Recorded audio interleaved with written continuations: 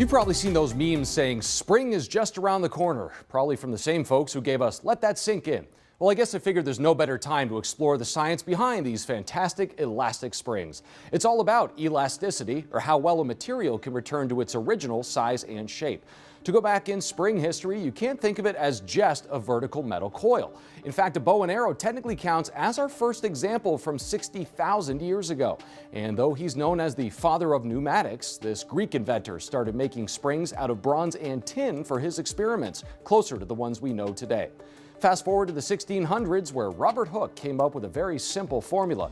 The force of a spring is directly proportional to the length, i.e., the more you stretch it, the more it wants to snap back in place, with the negative sign accounting for that opposing resistance.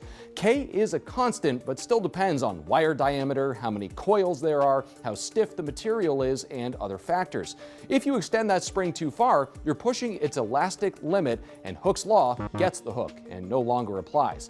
The formula is simple, but the applications are wide-ranging. Compression springs have the most potential energy when they're compressed, like a pogo stick or even behind a physical button.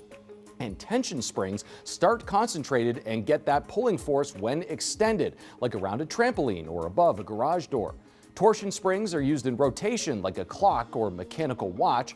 Some modern buildings even use springs as shock absorbers or aftershock absorbers to mitigate earthquake damage. Perhaps the world's favorite spring doesn't have much of an everyday use. The story goes that naval engineer Richard James accidentally knocked one over that was designed to stabilize ship equipment, and it started walking down the stairs. After some reworking, that 80 feet of metal in a 2-inch spiral became one of the best-selling toys of the century. For this week's Moment of Science, I'm Dan Smith.